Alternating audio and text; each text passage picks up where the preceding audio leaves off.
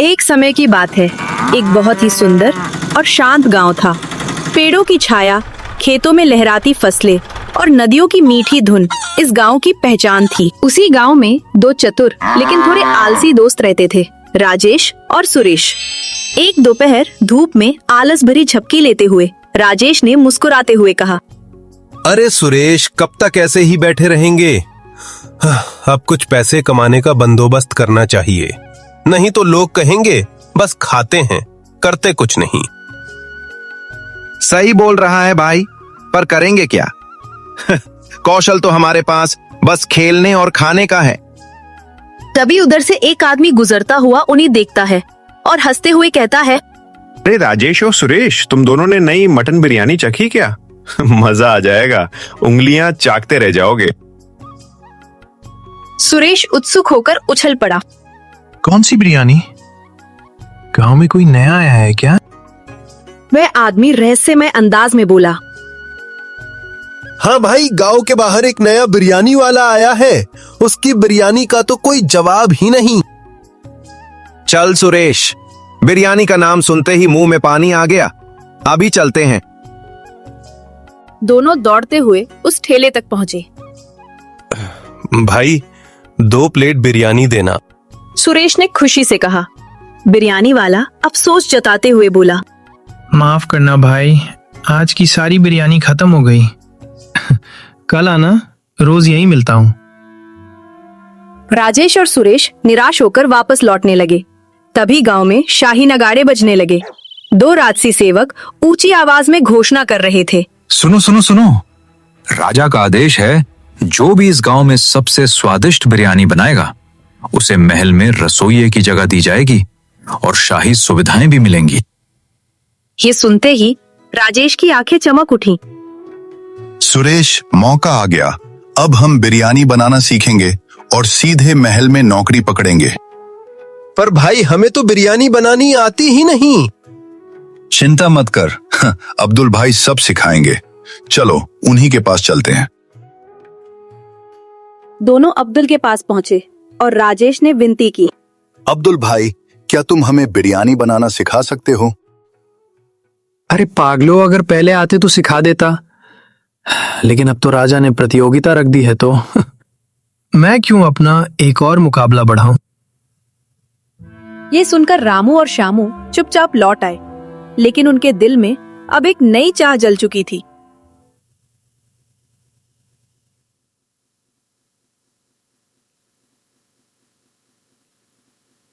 अगले ही दिन गांव के 5 लोग बड़े उत्साह से अपनी अपनी बिरयानी लेकर राजमहल गए।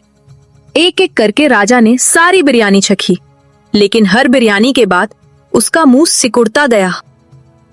आखिर में राजा ने घोषणा की, इनमें से किसी की भी बिरयानी में वो शाही स्वाद नहीं है जो मैं चाहता हूँ। 5 लोग मायूस होकर वापस लौट गए।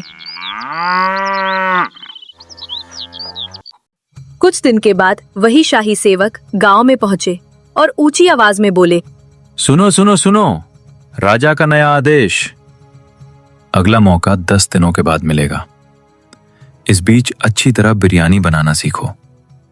10वें दिन फिर महलाना, राजा स्वयं विजेता चुनेंगे।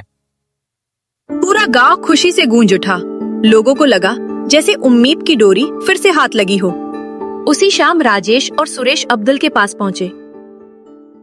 अरे अब्दुल भाई, तुम तो इतने सालों से बिरयानी बना रहे हो, फिर भी तुम्हारी बिरयानी राजा को क्यों नहीं पसंद आई? अब्दुल ने लंबी सांस ली और बोला, भाई मैंने तो खुद चक्कर देखा था, खुशबू भी थी, टेस्ट भी अच्छा था, लेकिन राजा को शायद कुछ अलग चाहिए। कौन जाने उसे किस तरह का स्वाद पसंद है। राजेश, अगर अब्दुल जैसा उस्ताद नहीं चुना गया तो हमारी बिरयानी का क्या होगा? हम तो अभी तक चावल धोना भी ठीक से नहीं जानते। घबराओ मत, 10 दिन है, लगन हो तो कोई भी सीख सकता है। कोशिश करो, किस्मत पलट सकती है। राजेश और सुरेश अभी भी उलझन में थे। तभी उन्हें वही बिरयानी ठेले वाला दिखा। अरे भाई, आज तो बिरयानी खिलाओ, भूख से जान जा रही है। ठेले वाले ने मुस्कुराकर प्लेटें आगे बढ़ाई। लो भाई, गर्मा गर्म मटन बिरयानी। भाई, क्या तुम हमें बिरयानी बनाना सिखाओगे? बस 10 दिन की बात है। अगर मैंने तुम्हें सिखा दिया तो तुम महल जाओगे और मेरे ठेले पर कौन आएगा? सुरेश ने चिढ़कर कहा। अरे अच्छा भाई, तो खुद ही चले जाना महल। यही सुनना बाकी रह गया था। बिरयानी खत्म करके दोनों चुपचाप वहां से निकल आए और एक पुराने पेड़ के नीचे जाकर बैठ गए। कुछ देर चुप रहने के बाद सुरेश की आंखों में चमक आई। राजेश, तुम्हें याद है वो बूढ़ी अम्मा जो हमें बचपन में दाल चावल खिलाती थी? क्या स्वाद होता था। यार, उनके हाथ का स्वाद तो आज तक नहीं भूला। मुंह में पानी आ गया। क्यों ना उनसे पूछे, क्या पता उन्हें बिरयानी बनानी आती हो। उनके खाने में तो जादू था। चल, अब वही एक उम्मीद बची है। बूढ़ी अम्मा ही हमारी आखिरी उम्मीद है। राजेश और सुरेश तेजी से गांव के आखिरी कोने पर बने एक छोटे से मिट्टी के घर की ओर बढ़े। वहीं रहती थी बूढ़ी अम्मा, जिनके हाथों की दाल और चावल का स्वाद आज भी उनकी यादों में ताजा था। दरवाजे पर पहुंचते ही शामू ने आवाज लगाई। अम्मा, अम्मा, ओ अम्मा, घर पर हो क्या? अंदर से धीमी आवाज आई। कौन है रे? राजेश और सुरेश अंदर गए। अम्मा, आपको पता है ना, राजा ने बिरयानी बनाने का मुकाबला रखा है। दादी अम्मा ने मुस्कुराते हुए कहा। हाँ रे, पूरे गांव में चर्चा है इसी बात की। मगर तुम दोनों क्यों इतने उत्साहित दिख रहे हो? अम्मा, क्या आप हमें बिरयानी बनाना सिखा सकती हो? दादी माँ कुछ पल चुप रही, फिर बोली। बेटा, मैंने कभी बिरयानी नहीं बनाई। हाँ, लेकिन खाना तो जीवन भर बनाया है। जो जो आता है उसी से कोशिश करते हैं। स्वाद दिल से बनता है, बर्तन से नहीं। ये सुनते ही दोनों के चेहरे खिल उठे। अम्मा, आप हाँ बोलो, बाकी हम सब ले आएंगे। चलो फिर आज ही शुरुआत करते हैं। राजेश दौड़कर बाजार चला गया और ताजा मटन लेकर लौटा। उधर दादी अम्मा और सुरेश ने रसोई में तैयारी शुरू कर दी। अम्मा ने चावल धोकर पानी में भिगो दिए। फिर मटन में मसाले डाले। भुना प्याज, अदरक लहसुन का पेस्ट, हरा धनिया, पुदीना और दही मिलाकर अच्छा से मसाज किया। बेटा, मटन सिर्फ मसाले से नहीं, धैर्य से पकता है। जल्दी मत करना। धीरे धीरे खुशबू रसोई में फैलने लगी। पहले चावल पकाया गया, फिर मटन को धीमी आंच पर रखा गया। सुरेश ने उत्सुक होकर पूछा। अम्मा, अब क्या? अब थोड़ा सब्र करो बेटा। जब मटन आधे घंटे में पक जाए, तब उसके ऊपर चावल डालकर ढक देंगे। असली बिरयानी वहीं से शुरू होती है। कुछ देर बाद जब बर्तन खोला गया तो सुगंध ऐसी थी जैसे कि पूरा गांव महक उठा हो। राजेश ने एक निवाला चखते ही कहा। अम्मा, ये तो जादू है। ऐसी बिरयानी तो उस ठेले वाले ने भी नहीं खिलाई। जादू नहीं बेटा, दिल से डाला हुआ स्वाद है। राजेश और सुरेश के दिल में नई उम्मीद जग चुकी थी। अब वे महल की ओर नहीं, अपने सपने की ओर बढ़ रहे थे।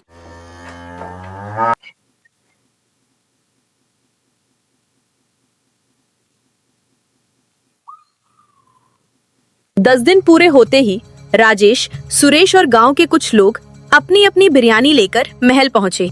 राज दरबार में शाही सुगंध फैली हुई थी। राजा सिंहासन पर बैठे और मुस्कुराकर बोले। आज मैं हर एक की बिरयानी चखूंगा। जिसकी बिरयानी सबसे अलग और दिल छू लेने वाली होगी, वही मेरा शाही रसोइया बनेगा। एक एक कर राजा ने बिरयानी चखी।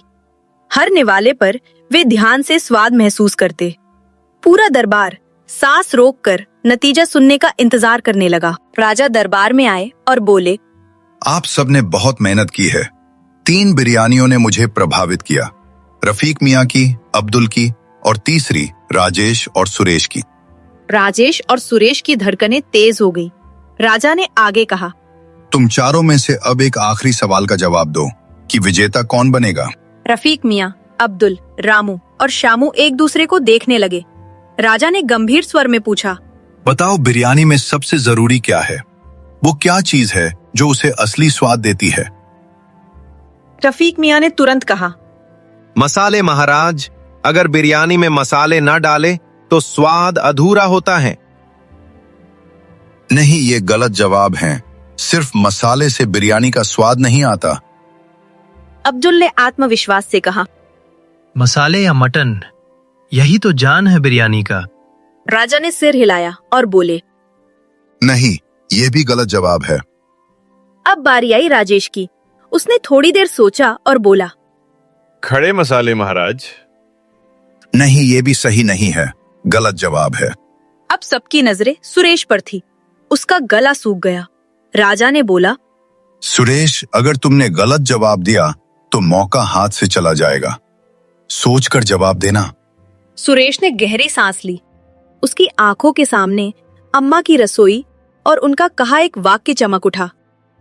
स्वाद दिल से बनता है, मसाले से नहीं। महाराज, मेरा जवाब है नमक, और स्वाद दिल से बनता है, बर्तन से नहीं। पूरा दरबार शांत हो गया। राजा मुस्कुराते हुए बोले। सही जवाब। तुम सब नमक भूल गए। एक छोटी सी चीज की वजह से ना मसाले काम आते हैं, ना ही मटन काम आते हैं। सुरेश, तुम ही असली विजेता हो। तुमने मेरा दिल जीत लिया।